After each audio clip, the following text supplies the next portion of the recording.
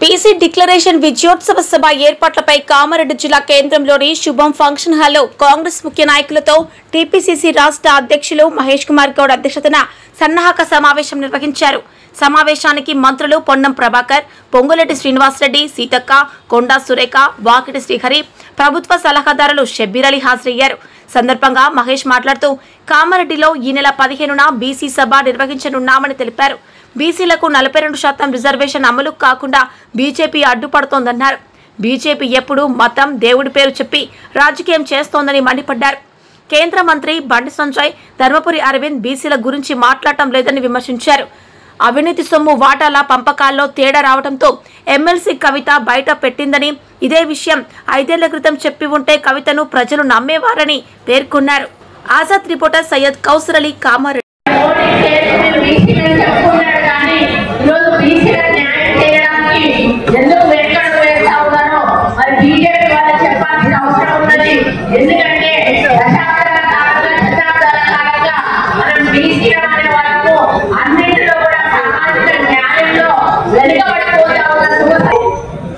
Senior నాయకులు అందరూ కూడా మన కామారెడ్డి మన ఢిల్లీలో కూడా మనం అందరం కూడా అంటే పునాల అతీతంగా మొత్తం యావత్ మంత్రివర్గం నాయకులు ఢిల్లీ పోయి కూడా ధర్నా జరిగింది. జరిగిందో ఆ బీసీ డిక్లరేషన్ యొక్క మనం ఏ విధంగా చర్యలు తీసుకున్నామో ఈరోజు కేంద్రం ఏ విధంగా దానికి ఓటర్ పెట్టిందో అంశాలను చెప్పే ప్రయత్నం చేస్తూ మన చిత్తశుద్ధిని రేవంత్ రెడ్డి గారి యొక్క సంకల్పంతో ప్రభుత్వ హోదా ఉందో బీసీసీ అధ్యక్షుడిగా మహేష్ కుమార్ గౌడ్ గారు బాధ్యతలు చేపట్టి 1 సంవత్సర కాలం పూర్తయింది. కాబట్టి రెండు కలిపి మనం బీసీల యొక్క డిక్లరేషన్ సాధించిన ప్రగతి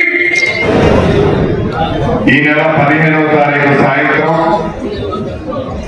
గౌరవ ముఖ్యమంత్రి రేవంత్ రెడ్డి గారు, పిసిసి అధ్యక్షుడు మహేష్ కుమార్ గౌడ్ గారు ఇద్దరు ఆలోచనలకు అనుగుణంగా 15వ తారీఖు సాయంత్రం మన డిగ్రీ కాలేజీ గ్రౌండ్స్ లో అద్భుతమైన కని విని ఎరగని సుమారు 2 లక్షల మందికి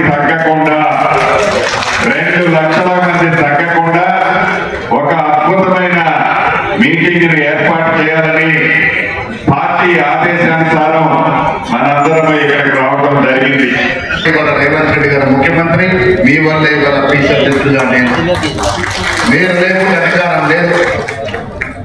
మిత్రులరా, కాంగ్రెస్ పార్టీ అందరి పార్టీ, అన్ని కులాలు, మతాలు, ప్రాంతాలను సమానంగా చూసే పార్టీ.